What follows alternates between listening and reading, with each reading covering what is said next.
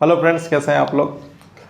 मैं विनोद स्वागत करता हूं आपके अपने यूट्यूब चैनल मेवलूस पर। आज हम शुरू कर रहे हैं हमारा नदियों संबंधित टॉपिक्स। ठीक है, इसके पहले वन पढ़ चुके हैं, हम राष्ट्रीय उद्यान पढ़ चुके हैं, अब बेरन पढ़ चुके हैं, वन संबंधी पुरस्कार योजनाएं, मतलब वन वाला जो टॉपिक था हमारा सिलेबस में PPSC में दिया हुआ, वो पूरा हम कंप्लीट कर चुके हैं। आज हम शुरू करेंगे नदियाँ।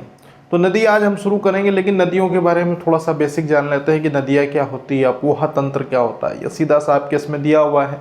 जब भी आप सिलेबस देखेंगे तो उसमें मालूम पड़ेगा आपको मध्य प्रदेश की नदियां में उसका अफवाह तंत्र बताइए। तो पहले हम अफवाह तंत्र के बारे में पढ़ेंगे, नदियों के बारे में पढ़ेंगे। तो शुरू कर लेते हैं। नदियां क्या होती है, पहले इसकी डेफिनेशन देख लेते हैं। नदी क्या होती है? पर्वत, पठार, झील से निकलकर विशिष्ट मार्ग से बहने वाली प्राकृतिक जलधारा क्या कहलाती है? नदी कहलाती है। अब एक ऐसा क्षेत्र होगा जहां पर या तो फिर आपका पर्वत हो सकता है, अब पर्वत के साथ में आपका पठारी भाग और उसके साथ में झील, ये जो है इनसे ही क्या होगी, नदियों का उद्गम होगा। और ये नदियां फिर क्या करेंगी, एक विशिष्ट मार्ग को धारण करेंगी। विशिष्ट मार्ग मतलब एक ढलान वाला क्षेत्र। ठीक है, जैसे देखा जाए तो अब पानी किधर बहेगा, ठीक है, ये ऊपर से नीचे आएगा, नीचे से तो ऊपर जाएगा नहीं। तो इसके लिए क्या एक विशिष्ट मार्ग की आवश्यकता होगी। तो ये नदियां क्या करेंगी, विशिष्ट मार्ग धारण करेंगी। पर्वत, पठार, झील आदि से निकलेंगी, वहीं से उनका उद्गम होगा, एक विशिष्ट मार्ग को धारण करेंगी और एक प्राकृतिक मार्ग को बनाएंगी और फिर क्या करेंगी, ये बहने वाली प्राकृतिक जलधारा ही क्या कहलाती है, नदियाँ कहलाती है। अब नदियां जो है वो आदिकाल से जीविका उपार्जन का एक साधन रही हैं, जिसके कारण नदियों को क्या कहा जाता है, सभ्यता का पालना कहा जाता है। अब ये इंपॉर्टेंट क्वेश्चन बन जाता है, क्यों? क्योंकि ये आपकी जो नदियां है ना, वो नदियां प्राचीन काल या फिर आदिकाल का जो समय है, मतलब प्राचीन से भी मतलब सीधा सा आप देखेंगे आदि मानव युग हो गया आपका, या फिर इसके पहले का भी जो समय काल देखेंगे तो वो एक आदिकाल है। वहीं पर अगर देखा जाए तो जीविका उपार्जन का एक मुख्य साधन, एक तो आपके वन थे, दूसरा आपका नदियों का जल था।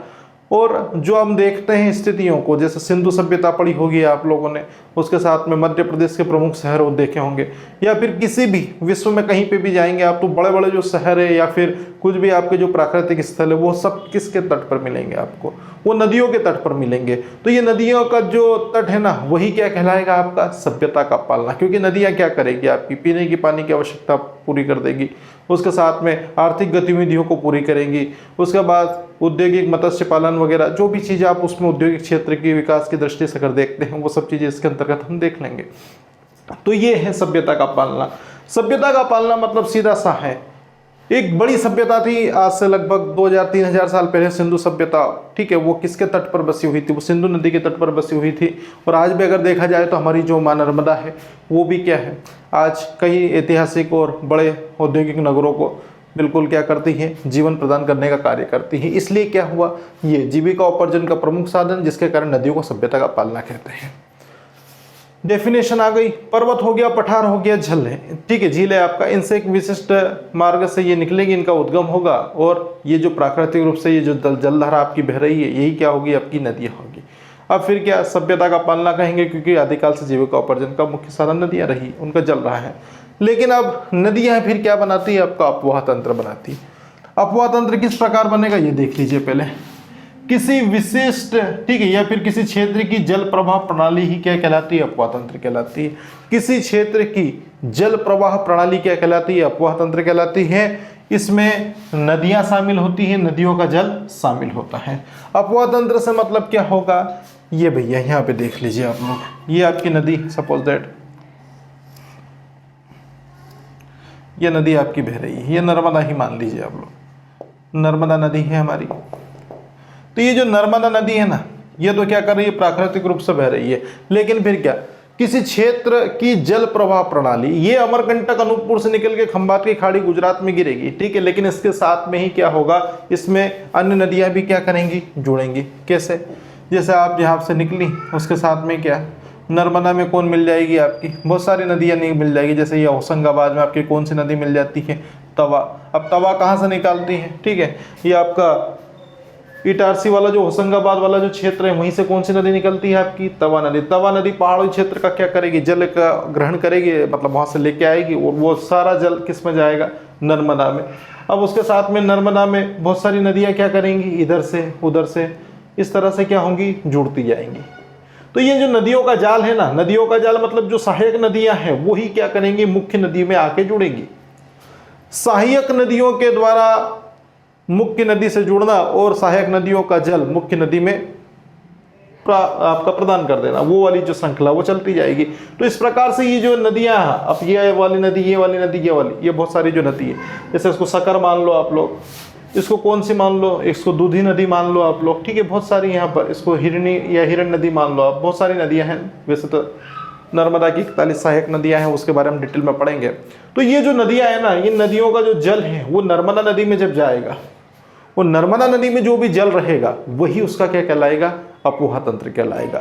ठीक है, तो अपोहा तंत्र एक ऐसी प्रणाली होती है जिसमें सहायक नदियां क्या करती हैं, मुख्य नदियों में अपने जल को प्रदान कर देती हैं, और उसके साथ में ही वो जो मुख्य नदी है वो सागरों या फिर महासागरों में जाके क्या होती है, मिल जाती है। तो ये जो नदियों का जल है यही क्या करेगा, अब ये नदी क्या कर रही है, जाल बना रही है एक तरीके से, ये एक नदी, 2, 3, 4 इस तरह से नदियों का जाल बनेगा और वही क्या कहलाएगा, आपका अपोहा तंत्र कहलाएगा।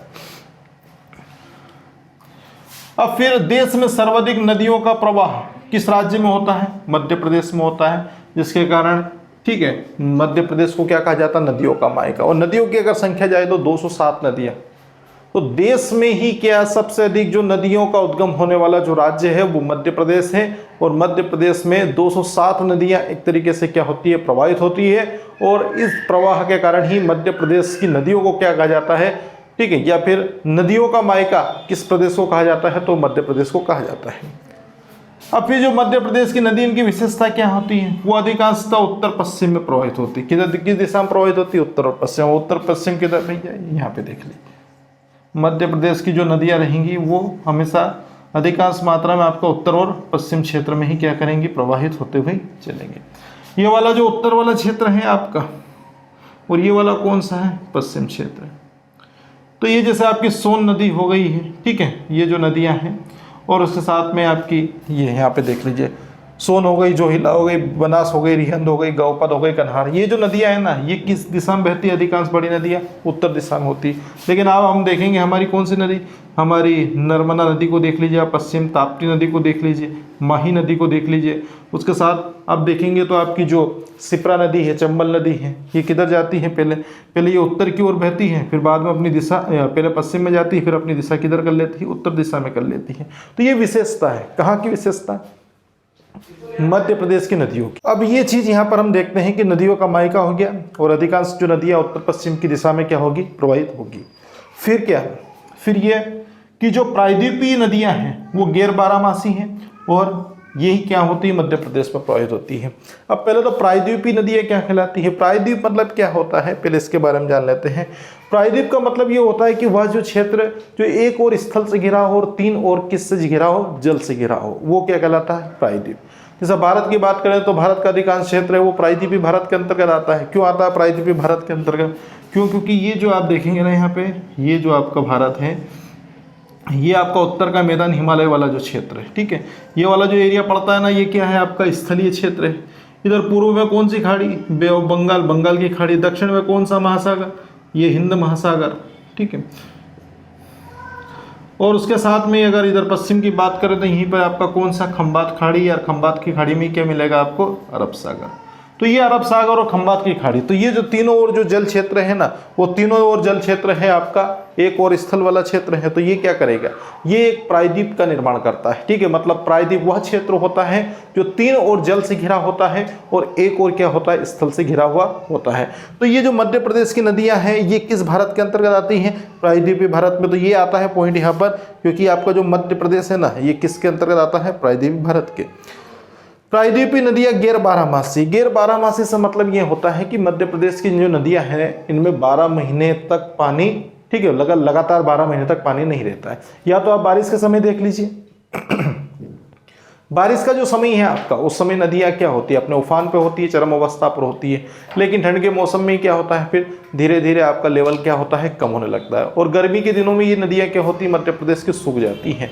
तो मध्य प्रदेश की जो नदियां हैं वो गर्मियों में पूर्ण रूप से क्या होती है, एक तरीके से विरल, मतलब एक तरीके से पतली धारा में तब्दील हो जाती है। तो ये जो नदियां है ना, ये गैर बारहमासी है। गैर बारहमासी मतलब वह नदी है जो 12 महीने उसमें जल उपस्थित नहीं रहता है या फिर प्राकृतिक रूप से उसमें जल मौजूद नहीं होता है। ठीक है, आप बांध बनाकर क्या करेंगे, बांध बना के आपने बांध को, उससे पानी को रोक लिया, लेकिन फिर क्या, जैसे ही आपके नदी में पानी खत्म हुआ, आपने बांध के डैम खोले और पानी आ गया। तो ये प्राकृतिक चीज नहीं है, ये किसी एक कृत्रिम है, एक आर्टिफिशियल है। ठीक है, तो अब आपको प्राकृतिक रूप से क्या करना है, इन नदियों में अगर पानी लाना है तो ये क्या हो जाएंगी, 12 नदी। और जब नदियों में प्राकृतिक रूप से 12 महीने तक या फिर पूरे साल तक जल नहीं रहेगा तो वो गैर बारहमासी के अंतर्गत आएंगी।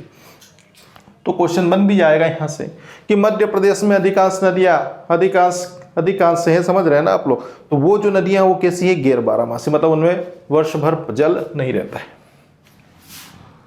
मध्य प्रदेश में जो मेकाल श्रेणी है, सतपुड़ा श्रेणी है और विंध्याचल पर्वत से क्या प्रायद्वीपीय नदियां अधिकांशतः क्या होती है, उद्गमित होती है। तो ये जो आपका देख रहे हैं आप लोग, मध्य प्रदेश में कौन सा पर्वत, मेकाल पर्वत। अब मेकाल पर्वत कहाँ है, यहाँ पे देखना, मेकाल पर्वत यहाँ पे देखते हैं हम लोग। ये वाला जो क्षेत्र है ना, ये बहुत इंपॉर्टेंट है, क्योंकि मेकाल पर्वत से ही क्या होगी, मध्य प्रदेश की अधिकांश नदियों का क्या होगा, उद्गम होगा। ये वाला जो क्षेत्र देख रहे हैं ना आप लोग, ये दिशाओं का ध्यान थोड़ा रखना। ये उत्तर दिशा है, ये दक्षिण है, ये पूर्व है और ये कौन सा है, पश्चिम वाला भाग है। ये जो दिशा वाला क्षेत्र है इसको ध्यान रखना कि मेकाल श्रेणी कहाँ पर है, तो मेकाल श्रेणी ये, ठीक है। पहले तो ये जो पर्वत चल रहा है ना आपका, पठार चल रहा है, दक्षिण भारत वाला जो भाग पड़ता है ना आपका, ये कौन सा पठार है, सतपुड़ा का पठार है। अब ये जो सतपुड़ा का पठार है ना, ये भी कितने भागों में बटा हुआ है, ये 3 भागों में बटा हुआ है। इसमें कौन, एक राजपीपला की पहाड़ी आती है जो गुजरात से लगी हुई है, दूसरे नंबर पे आता है आपका महादेव पहाड़ी जो पंचमढ़ी के लिए फेमस है, और उसके साथ में आता है मेकाल श्रेणी। मेकाल श्रेणी पर्वत से ही क्या होती है, नर्मदा नदी और सोन और जोहिला का क्या होता है, उद्गम होता है। तो ये जो नदियां हैं, तो पहले तो आप यहाँ पे ध्यान रखिए सतपुड़ा श्रेणी मतलब ये पूरी सतपुड़ा श्रेणी की बात करें। सतपुड़ा श्रेणी का ही भाग कौन है, मेकाल पर्वत। ठीक है, तो ये मेकाल पर्वत हो गया, तो ये मेकाल पर्वत से निकलेगी, सतपुड़ा श्रेणी से निकलेगी, और विंध्याचल पर्वत से। तो विंध्याचल पर्वत जो है आपका यूं तो स्टार्ट होता है गुजरात से, फिर राजस्थान वाले एरिया तक जाता है, लेकिन मुख्य रूप से इसकी श्रृंखला चालू होती है ना, ये हमारा पश्चिम मध्य प्रदेश से शुरू होती है, और उसके बाद फिर क्या होता है, ये बढ़ता जाता है, ये दक्षिण उत्तर प्रदेश की सीमा बनाएगा, बिहार तक की सीमा बनाएगा, और अंत में झारखंड जो है आपका, झारखंड मतलब आपका छोटा नागपुर का पठार, उस वाले क्षेत्र तक क्या होगा, इसका विस्तार हो जाएगा, किसका, विंध्याचल पर्वत का। अब अगर देखा भी जाए ना क्या कि ये मेकाल श्रेणी से तो नर्मदा सोन जोहिला का उद्गम हो गया। सतपुड़ा जो है, सतपुड़ा का अन्य श्रेणी के अंतर्गत अगर हम देखेंगे तो ये पंचमढ़ी से आपकी कौन सी, इटारसी से तवा नदी निकलेगी, उसके साथ में ही इधर आगे की ओर जाएंगे तो बहुत सारी नदियों का यहाँ पर क्या हो जाएगा, जैसे आपका ताप्ती जो है वो कहाँ से निकलेगी, बैतूल से निकलेगी। तो ये जो एरिया, ये सतपुड़ा हो गया, लेकिन फिर क्या, विंध्याचल। तो विंध्याचल मतलब सीधा सा है जो आपकी शिप्रा नदी हो गई है, चंबल नदी हो गई है, काली सिंध हो गई है, पार्वती हो गई है, सिंध नदी हो गई है। ये जो नदियां हैं ये किस पर्वत से निकलती हैं, तो ये विंध्याचल पर्वत से निकलती हैं। तो कहने का मतलब ये है कि मध्य प्रदेश में जो मेकाल पर्वत श्रृंखला है या पर्वत श्रेणी है, मेकाल पर्वत, सतपुड़ा श्रेणी और विंध्याचल पर्वत से ही प्रायद्वीपीय नदियां अधिकांश क्या होता है, उनका उद्गम होता है। मतलब इन 3 क्षेत्रों से ही क्या होगा, मुख्य रूप से मध्य प्रदेश की नदियों का उद्गम होगा। मध्य प्रदेश में अपवाह तंत्र में जल विभाजक का कार्य कौन करता है, तो भैया जल विभाजन का जो कार्य है मध्य प्रदेश में वो कौन करता है, सतपुड़ा और विंध्याचल श्रेणी।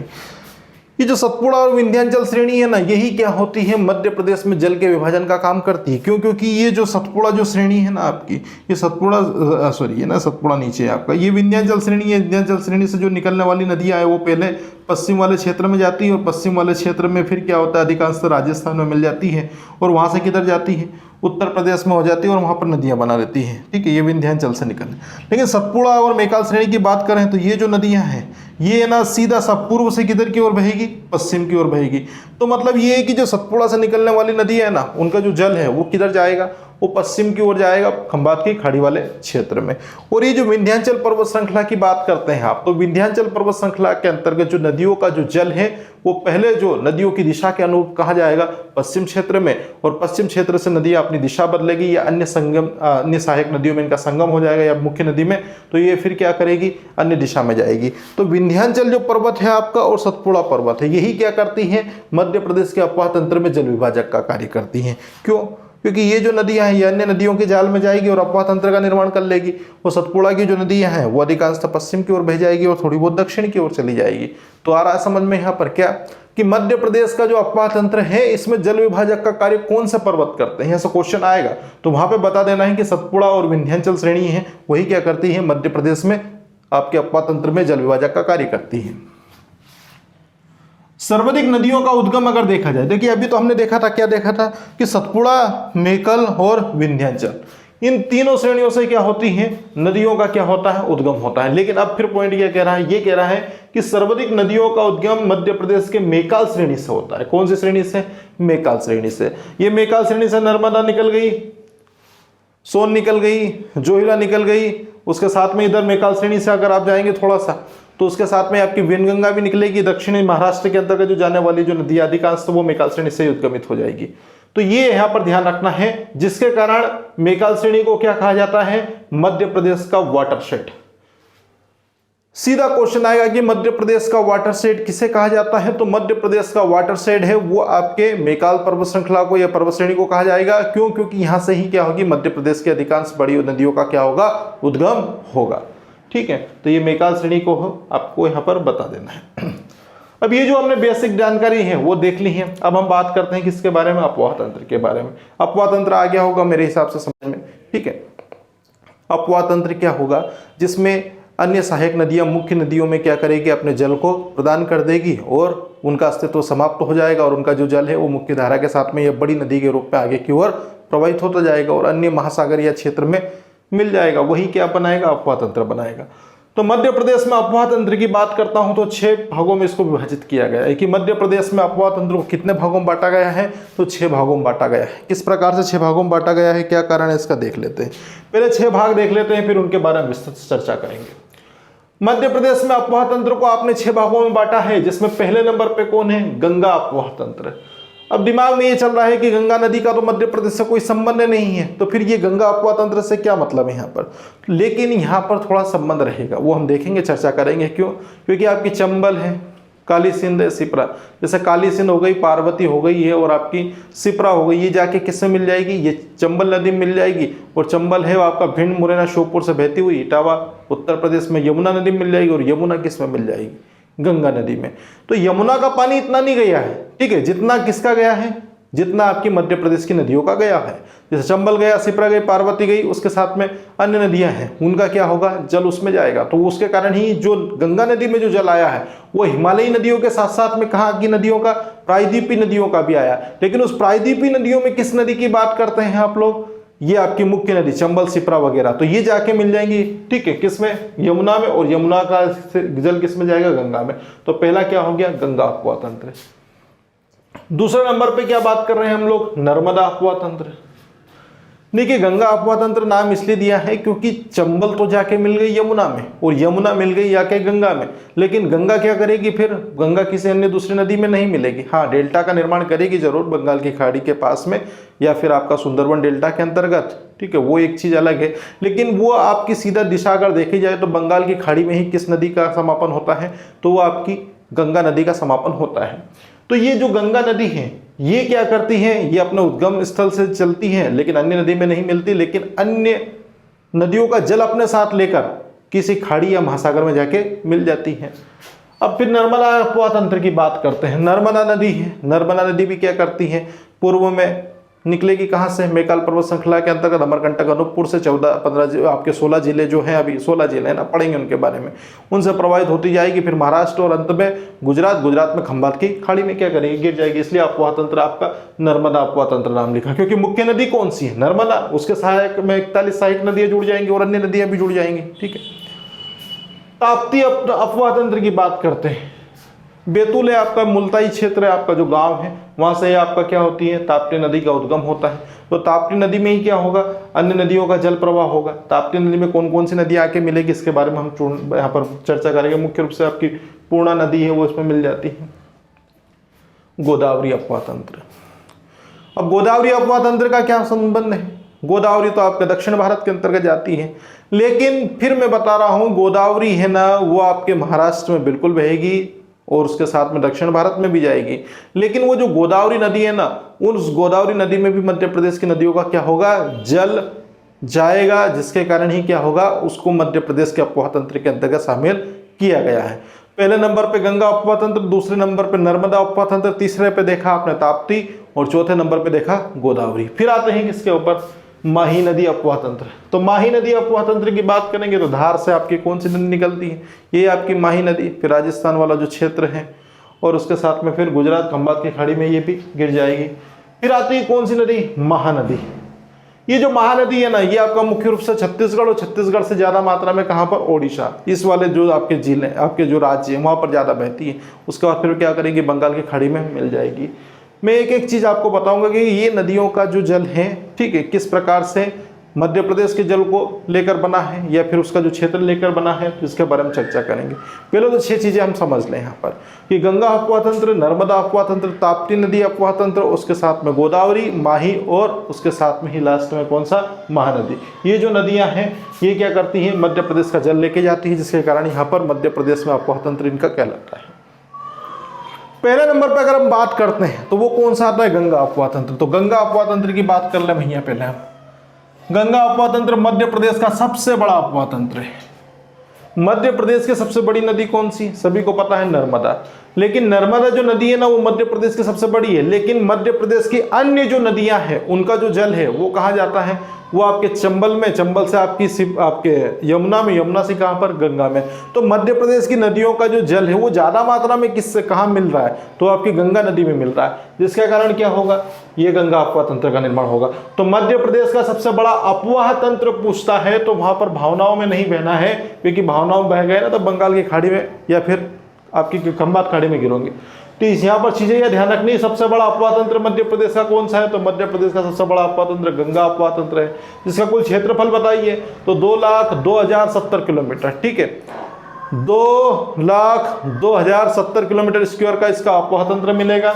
अब इसका जो विस्तार है कहां से कहां तक है वो देख लीजिए, मध्य प्रदेश के उत्तर एवं उत्तर पूर्वी जिलों में है। मध्य प्रदेश के उत्तर एवं उत्तर पूर्वी जिले में, भैया उत्तर और उत्तर पूर्वी जिले कौन से आपके, ये भी देख लेते हैं हम लोग, थोड़ा सा यहाँ पे चेंजेस कर लेते हैं हम लोग। ये हुआ यहाँ पर आपका मध्य प्रदेश वाला जो एरिया पड़ता है,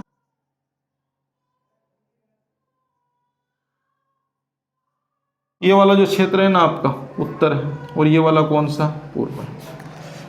एक ही नदी बताऊंगा, उस नदी से आप समझ जाएंगे किस प्रकार से अफवाह तंत्र गंगा का बना है। यहाँ आपका इंदौर, इंदौर से जाना पावा पहाड़ी, जाना पहाड़ी पहले से कौन सी नदी, चंबल नदी का उद्गम होगा। चंबल नदी कहाँ जाएगी, ठीक है, इंदौर से आपका उज्जैन क्षेत्र, धार, धार से आपका रतलाम, रतलाम से जाएगी आपके मंदसौर, मंदसौर जो क्षेत्र है वहाँ से प्राप्त सीधा जाएगी किधर, आपके राजस्थान में, ये आपका कोटा बैराज, कोटा बैराज से सीधा जाएगी किधर, ये आपका सवाई माधोपुर राजस्थान, श्योपुर, मुरैना, भिंड, और ये आपका इटावा उत्तर प्रदेश। यहाँ पे जाएगी आपकी कौन, चंबल नदी। चंबल नदी क्या करेगी, किस में मिल जाएगी, यमुना में, यमुना फिर जाएगी किधर, गंगा नदी में। तो ये गंगा नदी यहाँ पर मिल जाएगी, ये यहाँ तक हुआ। अब ये तो उत्तर की नदी है, लेकिन चंबल में ही कौन मिली, चंबल में मिली आपकी काली सिंध, चंबल में मिली आपकी पार्वती, चंबल में मिली आपकी सिप्रा, चंबल में ही मिली आपकी गंभीर, ठीक है। तो ये जो नदियां हैं, ये जो नदियां हैं ये चंबल से होती हुई यमुना में, यमुना से गंगा में। तो ये किस दिशा में बह रही है, तो ये बह रही है आपकी किधर, उत्तर की दिशा में। लेकिन फिर किसकी बात कर रहे हैं, एक और दिशा बोली उसने, कौन सी, उत्तर पूर्व की ओर। उत्तर पूर्व की ओर कौन सी, तो इसके लिए तो सिर्फ एक ही नाम काफी है, किसका, सोन नदी का। कौन सी नदी, सोन नदी। तो ये जो सोन नदी है ना, इस सोन नदी में ही जाके फिर क्या करेगी आपका, ये जो सोन नदी है आपका, ये इस वाले क्षेत्र से बहेगी आपकी, और उसके साथ में क्या होगी, ये आपका उत्तर प्रदेश, उत्तर प्रदेश से फिर किधर जाएगी, ये आपका बिहार में, और बिहार में कहाँ जाएगी, पटना के पास में, और पटना के पास में जाकर ही किस में मिल जाएगी, गंगा नदी मिल जाएगी। तो ये जो आपकी सोन नदी है ना, सोन नदी में जो हिलाब चली गई, बनास भी चली गई, रिहंद भी चली गई, गोपद भी चली गई, और कन्हार भी चली गई। तो ये जो सोन नदी में इतनी नदियों का जो जल गया, और खुद सोन नदी का जल मिलते हुए किसमें चला गया, यमुना नदी, आपके गंगा नदी में।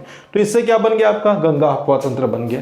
तो अब चीजें यहां से क्लियर कर लें आप लोग कि जो मध्य प्रदेश में गंगा अफवाह तंत्र का विस्तार है वो मध्य प्रदेश के उत्तर, मतलब ये वाला क्षेत्र, और उसके साथ में मध्य प्रदेश के उत्तर पूर्वी जिले, ये वाला उत्तर पूर्व के जिले यहाँ से बनता है। और अधिकांश नदियां हैं वो किधर प्रवाहित होती है गंगा अफवाह तंत्र की? उत्तर की ओर। तो गंगा अफवाह तंत्र के अंतर्गत मध्य प्रदेश की नदियां उत्तर और उत्तर पूर्व की प्रवाहित होगी, लेकिन मुख्य रूप से इनकी जो दिशा है वो उत्तर दिशा में रहेगी। अब ये जो गंगा अफवाह तंत्र बना है ना आपका, इसमें तीन और क्या है? तीन इसमें उपतंत्र भी है। तीन उपतंत्र से मतलब ये है कि गंगा अफवाह तंत्र में क्या होगा, तीन अलग अलग क्षेत्र से क्या होगा, बड़ी बड़ी नदियां मिलेंगी और क्या करेगी, अफवाह तंत्र का निर्माण करेगी। किस प्रकार से? ये यहां पर जैसे यमुना अफवाह तंत्र पहले नंबर पे है आपका, दूसरा उपतंत्र है आपका टोंस या फिर तमसा उपतंत्र, और तीसरा कौन सा है? सोन। तो गंगा जो अफवाह तंत्र है वो मध्य प्रदेश का सबसे बड़ा अफवाह तंत्र है, जिसका कुल जो क्षेत्रफल है वो 2,02,070 किलोमीटर स्क्वायर का क्षेत्र है। इसकी नदियों का जो प्रवाह दिशा है वो उत्तर उत्तर पूर्व की ओर है, अधिकांशतः उत्तर की ओर है। लेकिन गंगा अफवाह तंत्र को भी तीन भागों में बांटा गया है। उस तीन उपतंत्र में पहला यमुना उपतंत्र, दूसरे नंबर पर टोंस या तमसा उपतंत्र, और तीसरे नंबर पर आता है आपका सोन। अब ये किस प्रकार से उपतंत्र बने? क्यों? क्योंकि ये आपकी जो है ना यमुना नदी, उस यमुना नदी में क्या मिल गई? चंबल। यह भी उदाहरण बताया था मैंने आपको। चंबल के साथ में उसमें क्या मिल गई? सिंध मिल गई। ठीक है, फिर क्या आपको उत्तर प्रदेश में आपकी बेतवा मिल जाएगी, यहाँ पे क्या मिल जाएगी? केन मिल जाएगी, और फिर क्या मिल जाएगी? धसान मिल जाएगी। ये जो नदियां ना चंबल, सिंध, बेतवा, केन, धसान, ये जाके किसमें मिलेगी? यमुना। यमुना में जाके कौन मिल गई? यमुना किस में जाके मिल गई? गंगा में। तो ये यमुना उपतंत्र का निर्माण किया। फिर कौन है? टोंस या तमसा। तो टोंस या तमसा में बिहड़ नदी आपकी मिल जाएगी, उसके साथ में ओदा, और ओदा के साथ में माहना। ये नदियां हैं ना, कुछ कुछ नदियों के नाम नहीं सुने हैं तो उसमें चकित होने की जरूरत नहीं है। यहाँ पर हम लोग पूरा डिटेल्स में पढ़ने वाले हैं। तो बिहड़, ओदा और माहना, ये जो नदियां हैं ये टोंस या तमसा में मिलेंगी, और टोंस और तमसा ही जाके किसे मिल जाएगी? गंगा नदी में। सोन की बात कर लेते हैं तो सोन में मिल जाएगी जोहिला, बनास, रिहंद, गोपद और कन्हार। जोहिला, बनास, रिहंद, गोपद, कन्हार, ये नदियां पहले तो ये ना जब पढ़ेंगे तो सहायक नदियां भी पूछ लेते कि जोहिला किस में मिलेगी, बनास किस में मिलेगी, रिहंद किस में मिलेगी, गोपद किस में मिलेगी, कन्हार। तो ये सोन में मिलेगी, और सोन जाके मिल जाएगी कहाँ पर? आपकी गंगा नदी में। तो ये हमारा कौन सा अफवाह तंत्र था? गंगा अफवाह तंत्र था। शुरुआत हमने की थी, कहाँ से शुरू की थी? नदियां से। नदी कहाँ से निकलती है? पर्वत से निकलेगी, पठार से निकलेगी, झील से निकलेगी, एक विशिष्ट मार्गों को धारण करेगी, और विशिष्ट मार्गों को धारण करने के साथ में प्राकृतिक जलधारा को अनुसरण करते हुए आगे की ओर बढ़ेगी। ये हमारी क्या है? नदी। और नदी ही क्या करती है? अफवाह तंत्र का निर्माण करती है। तो अफवाह तंत्र क्या है? तो नदियों के द्वारा ही क्या होती है? एक नदियों का जाल बनता है। वो नदियों का जाल में ही क्या होगा? आपकी मुख्य नदी में आपकी सहायक नदियों का जल जाएगा, और वो जाके एक महासागर या फिर अन्य खाड़ी क्षेत्र में जाके मिलेगा और अफवाह तंत्र का निर्माण करेगा। देख लीजिए यहाँ पर किसी क्षेत्र की जल प्रवाह प्रणाली है, इसमें नदियाँ और नदियों का जाल, ठीक है, नदियों का जल, ये नदियों का जल भी है, और खुद इसमें नदियों का क्या भी होगा? जाल भी होगा। क्योंकि ये जो नदियाँ देख रहे हैं ना आप लोग, ये नदियाँ इतनी देख रहे हैं, ये नदियों का क्या है? एक जाल भी है, और उस जाल में ही क्या है? नदियों का जल भी है।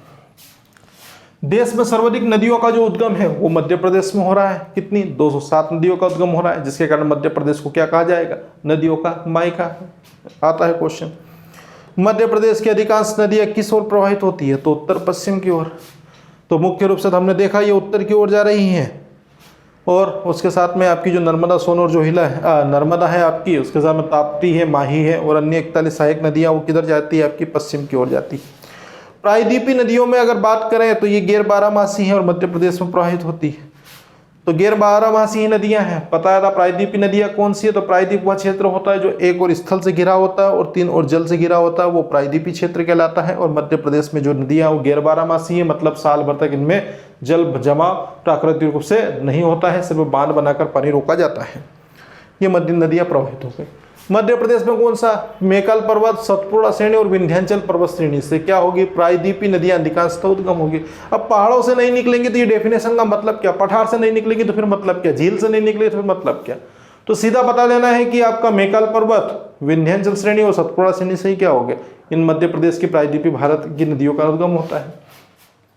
मध्य प्रदेश में अफवाह तंत्र में जल विभाजक का कार्य कौन से पर्वत करते हैं? सतपुड़ा और विंध्याचल। क्योंकि ये जो मध्य प्रदेश का जो क्षेत्र देख रहे हैं आप लोग, कौन सा? ये दक्षिण की ओर, ये दक्षिण वाला भाग अभी हमने देखा था, ये कौन सा पठार है आपका, कौन सा पर्वत क्षेत्र है, सतपुड़ा पर्वत श्रेणी। और ये वाला जो ऊपर वाला इसका पश्चिम से लेकर उत्तर की ओर जो जा रहा है आपका उत्तर पश्चिम में, ये कौन सा है, विंध्यांचल है। तो ये जो अपवाह तंत्र है ना, यही क्या करती है, जल विभाजक का कार्य। सतपुड़ा और विंध्यांचल श्रेणी जल विभाजक का कार्य करेगी। सर्वाधिक नदियों का उद्गम मध्य प्रदेश में किस श्रेणी से होता है, मैकाल श्रेणी से होता है, जिसके कारण मध्य प्रदेश का वाटर सेट कहा जाता है। तो मध्य प्रदेश का वाटर सेट किसे कहते हैं, ये मैकाल श्रेणी को कहते हैं। मध्य प्रदेश में अपवाह तंत्र को 6 भागों में बांटा है। पहला गंगा अपवाह तंत्र, दूसरा नर्मदा, तीसरे नंबर पे है आपका ताप्ती, चौथे नंबर पे है आपका गोदावरी, फिर माही नदी और महानदी अपवाह तंत्र। तो कंफ्यूज मत हो, क्योंकि ये 3 नदियां भले आपके मध्य प्रदेश में नहीं बह रही है, कौन कौन सी, गंगा, गोदावरी और महानदी, बाकी तो बह रही है, लेकिन मध्य प्रदेश की नदियों का जल इसमें जा रहा है, जिसके कारण अपवाह तंत्र नाम दिए। गंगा अपवाह तंत्र की बात करें, सबसे बड़ा अपवाह तंत्र मध्य प्रदेश का कुल क्षेत्रफल कितना है, बच्चे पूछे तो बता देना, 2,02,070 किलोमीटर स्क्वायर है। विस्तार मध्य प्रदेश का उत्तर पूर्वी है, अभी पूरी डिटेल्स में बोल चुका हूं। यहाँ से अधिकांश जो नदियां गंगा अपवाह तंत्र की, सिर्फ पूछता है कि गंगा अपवाह तंत्र की नदियों की दिशा किधर होती है। तो गंगा अपवाह तंत्र की जो दिशा है ना, वो आपकी किस दिशा में है, उत्तर और उत्तर पूर्व की ओर। लेकिन मध्य प्रदेश की अधिकांश नदियों की दिशा किधर है, तो वो उत्तर से पश्चिम की ओर है। ठीक है, मध्य प्रदेश की नदियों का जो दिशा या डायरेक्शन है वो किधर है, वो पहले तो उत्तर और उसके साथ में पश्चिम, लेकिन गंगा अपवाह तंत्र में वो उत्तर पूर्व की ओर है। 3 उपतंत्र है गंगा के अंतर्गत, यमुना है, टोंस है, टोंस को तमसा नदी भी बोला जाता है, और सोन है। तो पहले यमुना है, तो यमुना उपवाह तंत्र में कौन मिलेगा, चंबल मिल जाएगी, चंबल के साथ में सिंध, बेतवा, केंद्र, शान। टोंस तमसा की बात करें तो बीहड़, ओदा, महाना है। सोन जो है उसमें जोहिला, बनास, रिहंद, गोपद और कन्हार, ये नदियां मिलती हैं। स्क्रीनशॉट ले लीजिए। इसके बाद हम शुरू करने वाले हैं हमारा नर्मदा अपवाह तंत्र और बाकी के अन्य बचे हुए अपवाह तंत्र।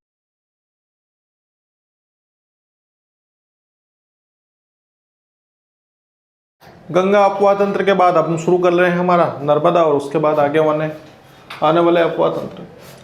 नर्मदा अपवाह तंत्र की बात करते हैं तो ये याद रखना है, दूसरे नंबर का है, मध्य प्रदेश का दूसरा सबसे बड़ा अपवाह तंत्र है। गंगा अपवाह तंत्र था वो मध्य प्रदेश का सबसे बड़ा अपवाह तंत्र था। मैं पहले ही बता चुका हूँ, सबसे बड़ी नदी नर्मदा है, लेकिन अपवाह तंत्र की बात करते हैं तो गंगा का नाम लेना। और दूसरा अपवाह तंत्र की बात करता है वो भी सबसे बड़ा, तो वहां पे आंसर आएगा आपका नर्मदा अपवाह तंत्र। नर्मदा अपवाह तंत्र की बात करें जिसका कुल क्षेत्रफल है वो 93,180 किलोमीटर स्क्वायर। 93,180 किलोमीटर स्क्वायर का जो इसका क्षेत्र है अपवाह तंत्र का, उसमें से मध्य प्रदेश में कितना आता है, तो मध्य प्रदेश में तो बहुत आ रहा है। कितना आ रहा है, बहुत, 85,930 किलोमीटर स्क्वायर। ठीक है, 85,930 किलोमीटर स्क्वायर का जो दायरा है अपवाह तंत्र के अंतर्गत, जो कितने में से थे, 93,180 में से, उसमें से 89 तो आपके पास, आपका 85 तो आपके पास आ गया। लेकिन अगर परसेंटेज की अगर बात करता हूं तो 89% यहाँ सब क्वेश्चन ये बनेगा कि नर्मदा का कितना प्रतिशत हिस्सा या कितना प्रतिशत भाग मध्य प्रदेश में बहता है। तो यहाँ पे फिर आंसर बन जाएगा कि मध्य प्रदेश में नर्मदा का 89 या 89% भाग क्या है, वो बहेगा, या फिर उसका क्षेत्र इसमें शामिल होगा। यहाँ तक क्लियर है। अब नर्मदा अपवाह तंत्र है हमारा, तो इसमें कौन कौन सी नदियाँ शामिल हैं, तो ये हम देख लेते हैं। तवा नदी हो गई, दूधी नदी हो गई, सकर नदी हो गई, हथनी हो गई, शेर हो गई, हिरण हो गई। वैसे तो 41 है, तो 41 का नाम नहीं लिखेंगे हम, जब नर्मदा स्पेशल से पढ़ेंगे तो वहाँ से जो प्रमुख दाएं और बाएं ओर से जो नदियाँ मिलती हैं उसके बारे में जरूर चर्चा कर लेंगे। लेकिन अब चीज़ यहाँ से थोड़ा सा ये समझ लें कि तवा, हथनी, शेर, हिरण, ये जो नदियाँ हैं ये किस नदी अपवाह तंत्र में आती हैं, तो ये नर्मदा नदी अपवाह तंत्र के अंतर्गत आती हैं। तो ये हमारा नर्मदा नदी अपवाह तंत्र है। और अगर बात करते हैं नर्मदा नदी अपवाह तंत्र की, तो ये मध्य प्रदेश में या फिर मध्य प्रदेश के 16 जिलों से नर्मदा नदी का प्रवाह होता है। एक सदावाहिनी नदी है। सदावाहिनी मतलब ये है कि भैया ये जो नर्मदा नदी है आपकी, इसमें क्या है, वर्ष भर जल रहता है, ये पानी क्या होता है, बहता रहता है। तो ये सदावाहिनी मतलब हमेशा बहने वाली नदी है।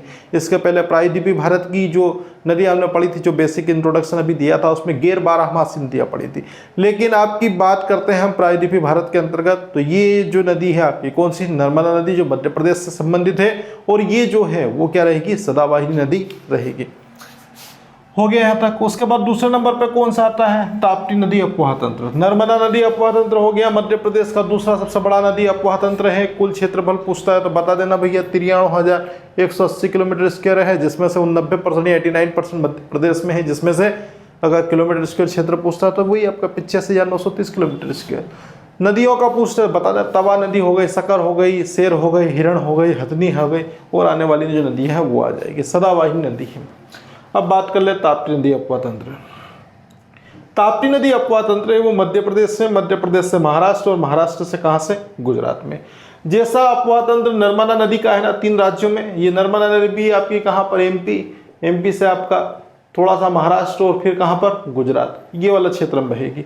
लेकिन ये अब बात करते हैं ताप्ती नदी, तो ताप्ती नदी भी कहाँ पर, मध्य प्रदेश में, मध्य प्रदेश के बाद कहाँ, महाराष्ट्र, और महाराष्ट्र के बाद गुजरात में खंभात की खाड़ी में गिर जाएगी।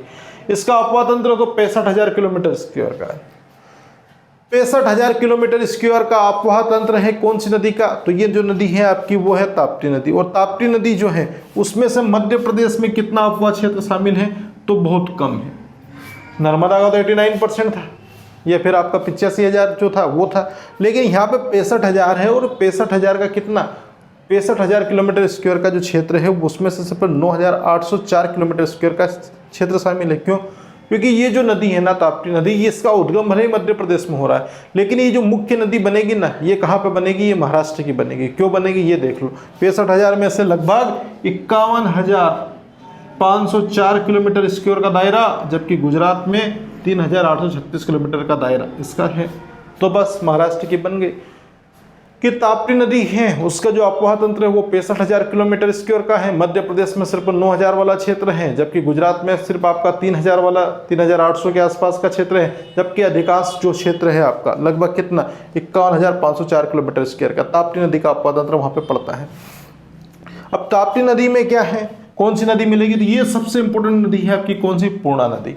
तो पूर्णा किसकी सहायक नदी है, तो ताप्ती की सहायक नदी है। तो पूर्णा के बाद गिरना के बाद क्या है, उतावली, और उतावली के बाद कालीभीत, ये नदियों के नाम है। पूर्णा हो गई, गिरना हो गई, कालीभीत हो गई, और उसके साथ में ही ये आपकी चौथे नंबर की उतावली, ये दक्षिण पश्चिम में प्रवाह होता है। जो ताप्ती नदियों की जो नदियां हैं, ठीक, यह अपवाह तंत्र, उसमें नदियों का अपवाह तंत्र किधर हो रहा है, तो पूछे तो दक्षिण पश्चिम का। क्यों पूछेगा, क्योंकि पूछेगा इसलिए क्योंकि इसके पहले गंगा का अपवाह तंत्र पड़ा था, उसमें ये देखा था कि गंगा नदी का जो अपवाह तंत्र है वो आपका उत्तर और उत्तर पूर्व दिशा की ओर जाता है, जबकि जो चंबल और उसके साथ में विंध्याचल से निकलने वाली नदियां उनकी दिशा उत्तर आपके पश्चिम, और पश्चिम से उत्तर की ओर थी।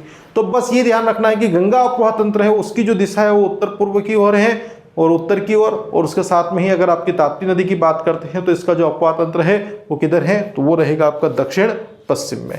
अभी हम देखेंगे यहाँ पर कहाँ से देखेंगे, ये आ गया आपका, ये वाला आपका दक्षिण वाला भाग है। इस दक्षिण वाले भाग से आप किधर जाएगी, ये थोड़ा सा पश्चिम की ओर जाते हुए महाराष्ट्र के साथ में बहते गुजरात में और खंभात की खाड़ी में गिर जाएगी। चौथे नंबर पे आता है हमारा गोदावरी नदी अपवाह तंत्र। अब गोदावरी नदी तो मध्य प्रदेश से ही नहीं संबंधित, ठीक है, लेकिन जल तो जाएगा तो अपवाह तंत्र तो माना जाएगा। तो इसके बारे में बेसिक इंट्रोडक्शन देख लीजिए आप लोग कि गोदावरी नदी का जो उद्गम है वो कहाँ से है, तो त्र्यंबकेश्वर है आपका एक स्थान जो नासिक जिले में है, और नासिक जिला है वो महाराष्ट्र के अंतर्गत आता है। तो त्र्यंबकेश्वर नासिक महाराष्ट्र से आपकी गोदावरी नदी का उद्गम होता है, और ये प्रायद्वीपीय भारत या फिर आप बोल सकते हैं दक्षिण भारत की सबसे लंबी नदी है। भारत की सबसे लंबी नदी कौन सी है, तो वो आपकी गंगा है। नर्मदा कहाँ की है, तो मध्य प्रदेश की सबसे लंबी नदी है। लेकिन अब किसकी बात कर रहा है, प्रायद्वीपीय भारत। ये प्रायद्वीपीय भारत अभी जो आपने का गया वहाँ स्लाइड हमने देखा था, इस प्रायद्वीपीय भारत की बात कर रहे हैं जो तीनों ओर जल से घिरा हुआ है। तो प्रायद्वीपीय भारत की सबसे लंबी जो नदी है वो कौन सी, गोदावरी। और गोदावरी का अगर क्षेत्र पूछता है किलोमीटर में तो आपका आता है 1465 किलोमीटर का इसका क्या है, दायरा है। अब यही गोदावरी नदी को क्या कहेंगे, दक्षिण गंगा कहा जाता है, वृद्ध गंगा या बूढ़ी गंगा भी कहा जाता है। तो प्रश्न तो कहीं से भी बने, आपको आंसर बता देना है कि दक्षिण गंगा, वृद्ध गंगा, बूढ़ी गंगा और प्रायद्वीपीय भारत या दक्षिण भारत की सबसे लंबी नदी कौन सी है, तो वो रहेगी आपकी गोदावरी नदी, जिसकी कुल लंबाई है वो है आपकी 1465 किलोमीटर का। अब ये बेसिक इंट्रोडक्शन नदी के बारे में था, लेकिन अब बात कर रहे हैं अपवाह तंत्र की। तो गोदावरी अपवाह तंत्र का कुल क्षेत्र कितना है, तो गोदावरी नदी का कुल अपवाह क्षेत्र है तो वो आपका रहेगा 23,388 किलोमीटर स्क्वायर।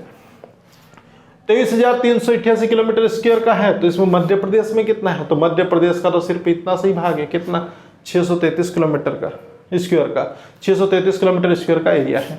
अब ये जो क्षेत्र देख रहे हैं ना आप लोग, ये जो गोदावरी नदी है महाराष्ट्र से निकलेगी, फिर तेलंगाना में जाएगी और तेलंगाना से आंध्र प्रदेश, और आंध्र प्रदेश में कौन सी खाड़ी लग जाएगी आपकी, बंगाल खाड़ी।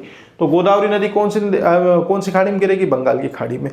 तो महाराष्ट्र चली तेलंगाना और तेलंगाना से चली आंध्र प्रदेश और वहीं पे खंबात की खाड़ी में इसका समापन हो जाएगा। कुल क्षेत्र आ रहा समझ में 23,388 किलोमीटर में, मध्य प्रदेश में 633 किलोमीटर। तंत्र में शामिल नदियां, अब मध्य प्रदेश में तो नहीं है गोदावरी, लेकिन उसमें मध्य प्रदेश की नदियां मिलेगी। पहले नंबर पे कौन, वेनगंगा। बालाघाट कौन सी नदी के किनारे बसा हुआ है, यही वेनगंगा। और बालाघाट किधर आता है, यही आपका दक्षिण वाला भाग है। उसके पास में सिवनी भी है, बाघ नदी है आपकी, पेंच नदी है, कन्हान है। ये क्या है, कन्हान। कान नदी की नहीं बोला है, खान नदी जिसे आप बोलते हैं वो कान नदी नहीं है, ये सिर्फ कौन सी, कन्हान नदी। बावनथड़ी नदी, ये जो नदियां हैं वो किसमें है, तो गोदावरी अपवा तंत्र के अंतर्गत आती है। तो गोदावरी अपवा तंत्र की प्रमुख नदियां हैं वेनगंगा, बाघ, पेंच, कन्हान, बावनथड़ी, ये नदियां इसके अंतर्गत गोदावरी में जाएंगे। हो गया क्लियर। अब आता है 5वें नंबर का अपवा तंत्र है वो माही अपवा तंत्र, या माही नदी अपवा तंत्र है। तो माही नदी अपवा तंत्र किधर जाएगा, मध्य प्रदेश, राजस्थान और गुजरात। मध्य प्रदेश, राजस्थान और गुजरात, ये जो आपकी माही नदी अपवा तंत्र, ये देख रहे हैं आप लोग, अभी मैप बनाया मैं, एक बार वो डिटेल में यहाँ पे हम देखेंगे इसके बारे में। तो माही नदी अपवा तंत्र है वो मध्य प्रदेश, राजस्थान और गुजरात में जाएगा, और इसका जो क्षेत्रफल है ये आपका 38,699 किलोमीटर स्क्वायर का है, और उसके साथ में मध्य प्रदेश में इसका 7,188 किलोमीटर का दायरा आता है। अब जल संग्रहण जो क्षेत्र आता है आपका अपवा तंत्र के अंतर्गत, कौन सी नदी में, माही नदी में। तो वो जो आपका कौन सा, मालवा से और अरावली पर्वत श्रृंखला से आता है।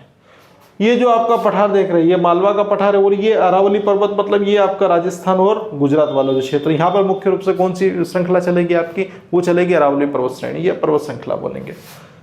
अब माही नदी है, जल संग्रहण ले लेगी कहाँ से, मालवा और आपका अरावली से। लेकिन यहाँ पे बात करते हैं इसकी सहायक नदी जो इसके अंतर्गत अपवा तंत्र का निर्माण करेगी, उसमें नाम है अनस, लड़की, जंभार, कुन, पानम, गोमा।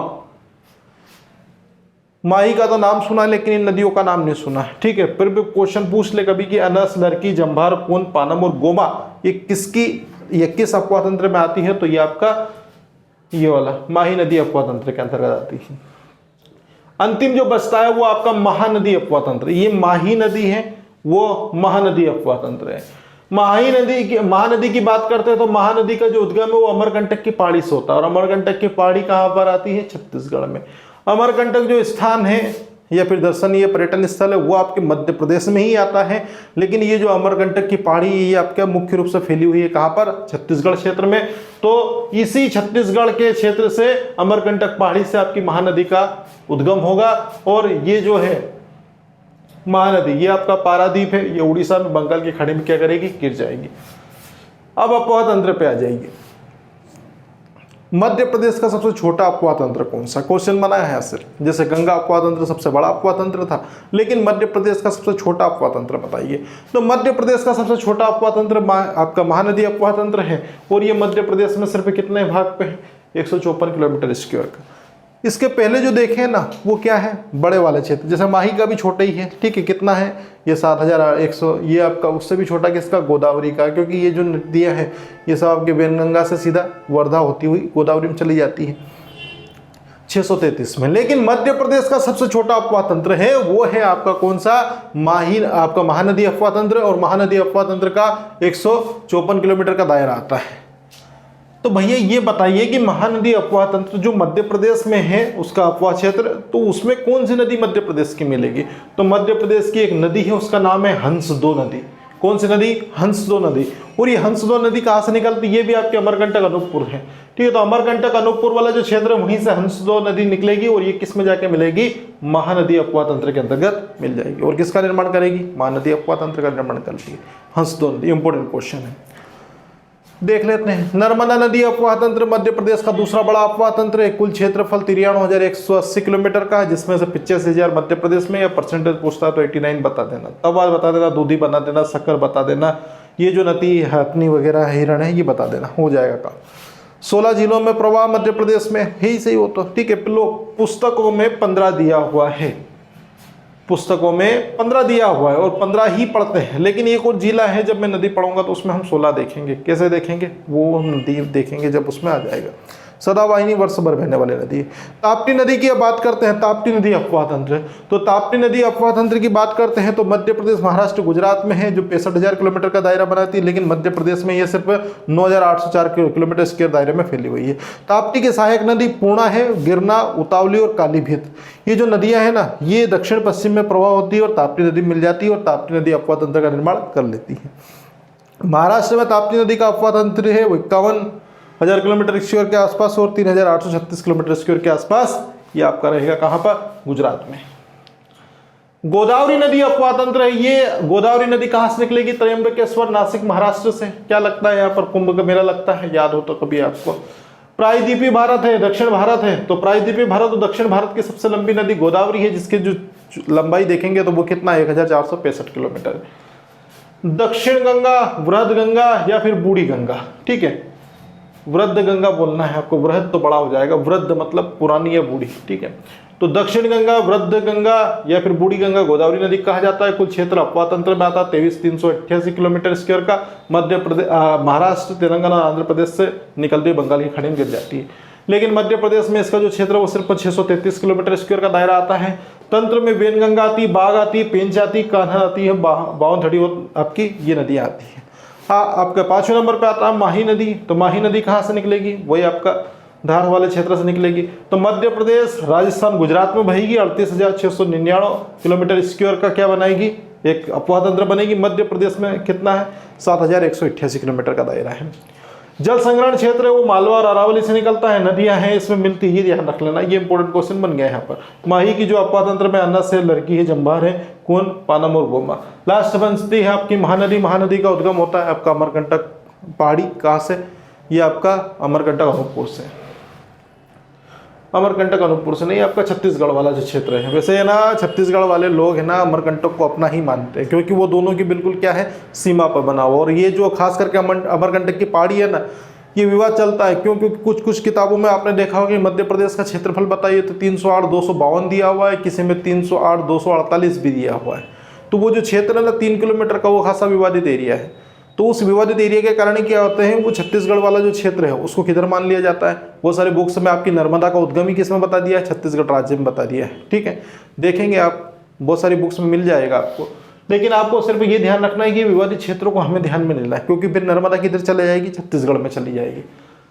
महानदी अफवाह तंत्र का उद्गम है वो अमरकंटक पहाड़ी छत्तीसगढ़ से होता है। अवसान पारादीप, उड़ीसा, बंगाल खाड़ी में होता है। मध्य प्रदेश का सबसे छोटा अफवाह तंत्र कौन सा है? तो आपका है कौन सा? महानदी अफवाह तंत्र। महानदी अफवाह तंत्र मध्य प्रदेश की हंसदो नदी या फिर अमरकंटक से शामिल होने वाला क्षेत्र, 154 किलोमीटर का दायरा। अब थोड़ा सिस्टमेटिक यहाँ से देख लीजिए आप किस प्रकार से। पहला जो अफवाह तंत्र पढ़ा था हमने कौन सा? ये आपका गंगा नदी अफवाह तंत्र था। इस गंगा नदी अफवाह तंत्र में हमने क्या देखा था? बहुत सारी चीजें देखी थी। देखिए आप ये ना मेन तो चंबल को समझ लीजिए आप लोग। ये चंबल नदी कहाँ से निकली? ये निकली आपका इंदौर से। इंदौर से ये आपका उज्जैन, धार, रतलाम होते ही आपका मंदसौर, मंदसौर से आपका कोटा, कोटा बेराज से सवाई माधोपुर, श्योपुर, श्योपुर के बाद ये मुरैना और मुरैना के साथ भिंड, और भिंड के पास में ये इटावा। इटावा में कौन सी नदी? यमुना नदी। और यमुना फिर आगे बढ़ी किसके जाके मिली? इलाहाबाद के पास में आपकी गंगा नदी में। तो ये गंगा नदी में, तो ये कौन सा अफवाह तंत्र बन गया हमारा? ये हमारा चल रहा है गंगा नदी अफवाह तंत्र। अब चंबल में कौन मिल गई? चंबल में मिल गई आपकी सिप्रा, चंबल में मिल गई आपकी काली सिंध, चंबल में मिल गई आपकी पार्वती। उसके साथ में ही ये नदियाँ जो क्षेत्र हैं वो यमुना में जाके मिल जाएगी और गंगा अफवाह तंत्र बन गए। दूसरा कौन सा देखा था? दूसरा हमने देखा था नर्मदा अफवाह तंत्र, वो वाला जो चल रहा है। तो नर्मदा अफवाह तंत्र ये यहाँ से शुरू हुआ भैया, है ना, देखिए इसको यहाँ से, ये नर्मदा अफवाह तंत्र है, ये शुरू हुआ, ये इसका जल है वो प्रवाह होता जाएगा, ये आपका महाराष्ट्र में घुस जाएगी, महाराष्ट्र फिर कल्टे लगी और कहाँ से? गुजरात, गुजरात से खंभात की खाड़ी में। तो ये आपका कौन सा? दूसरे नंबर पे नर्मदा अफवाह तंत्र है। तीसरे नंबर पे कौन सा देखा था हम लोगों ने? ये आपकी ताप्ती नदी अफवाह तंत्र। तो ताप्ती कहाँ से? ये बैतूल है ना आपका, ये आपका सतपुड़ा जो क्षेत्र है महादेवी वाला, इसमें से निकलेगी। तो कौन सी? बैतूल से ताप्ती। ताप्ती मुल्ताई से होते हुए ये आपका बुरहानपुर वाला जो क्षेत्र है, नेपानगर, यहाँ से क्रॉस करते हुए किधर जाएगी? महाराष्ट्र। महाराष्ट्र में ज़्यादा अफवाह तंत्र इसलिए लिखवा है आपका, ये महाराष्ट्र में 51,504 किलोमीटर का स्क्वायर का क्या बनाएगी? ये अफवाह तंत्र बनाएगी। फिर कहाँ चली जाएगी? ये आपके गुजरात में चली जाएगी, और गुजरात में फिर कहाँ से? सूरत, सूरत कौन सी नदी के तट पर बसा हुआ है? वो ताप्ती नदी के तट पर बसा हुआ है। तो सूरत के पास में गंगाबाद की खाड़ी में क्या करेगी? ये नदी जाके गिर जाएगी। गोदावरी नदी की बात करते हैं तो ये आपका नासिक महाराष्ट्र बिल्कुल पास में पड़ता है ना। तो इस गोदावरी नदी ये आपके महाराष्ट्र से निकलेगी, लेकिन इसमें ही कौन सी नदी है आपकी? वेनगंगा। वेनगंगा के साथ में आपका वर्धा, वर्धा के साथ में जाके बावनथड़ी। ये जो नदियां हैं ये कहाँ की नदियां हैं? मध्य प्रदेश की नदियाँ। उसके साथ में बाघ नदी। ये जो नदियां हैं ये अपना जल लेके चली जाएगी किसमें? गोदावरी में। और गोदावरी जाएगी कहाँ पर? ये आपका महाराष्ट्र से तेलंगाना, तेलंगाना से आपका आंध्र प्रदेश और आंध्र प्रदेश से बंगाल की खाड़ी में जाके गिर जाएगी। फिर बचता कौन सा है? माही नदी अफवाह तंत्र। तो माही नदी ये देख ही रहे हैं आप लोग। माही नदी का जो क्षेत्र है ना वो देख लीजिए पहले, ये इंपॉर्टेंट है। क्यों? क्योंकि किधर जा रही है भैया? ये गए मध्य प्रदेश, मध्य प्रदेश से राजस्थान घूम लेगी, राजस्थान से घूमने के बाद फिर आपका गुजरात, गुजरात में कौन सी खाड़ी? खंबात की खाड़ी में जाके गिर जाएगी। अनसलर की जंबारी से सहायक नदी आती। महानदी अपवाह तंत्र की बात करते हैं तो महानदी कहाँ है? ये आपका अमरकंटक है ना। ये अमरकंटक से आपकी कौन सी नदी? नर्मदा निकली थी, इधर चली गई, लेकिन उसके साथ में ही इस अमरकंटक पहाड़ी से ही कौन सी नदी निकली है? तो वो निकली है आपकी महानदी। और ये जो महानदी है ना ये आपका जाएगी और इसी अमरकंटक से एक और नदी हंसदो चली जाएगी और हंसदो जाके मिल गई किसमें? अपना जल लेके ये हंसदो नदी नर्मदा आपकी महानदी में जाके मिल गई 154 किलोमीटर स्क्वायर का दायरा बना के। और ये महानदी अपवाह तंत्र मध्य प्रदेश का सबसे छोटा अपवाह तंत्र जाके बन गया। फिर इसके बाद में डिटेल देख ही लिया आप लोगों ने। महानदी है आपका छत्तीसगढ़, छत्तीसगढ़ के साथ में सबसे ज़्यादा ओडिशा, ओडिशा वाला क्षेत्र है, वहाँ पे ज़्यादा मात्रा में प्रवाहित होती जाएगी। तो ये वीडियो हमारा अपवाह तंत्र से संबंधित है वो पूरा हो चुका है। कल हम शुरू करने वाले हैं हमारी नदियाँ। उसमें नदी में पहला जो टॉपिक आएगा हमारा वो रहेगी नर्मदा नदी। वीडियो अगर आपको पसंद आया हो तो वीडियो को लाइक एंड शेयर करें, चैनल को सब्सक्राइब करना ना भूलें और लोगों को भी शेयर करें, ताकि ये जो इस आपका एक तरीके से सीरीज चल रही है ये बिल्कुल फ्री है। सारे वीडियो लेक्चर आपको फ्री मिलेंगे 10 यूनिट के ही। तो अधिक से अधिक लोगों तक ये से पहुँचाएं। मिलते हैं नेक्स्ट वीडियो में।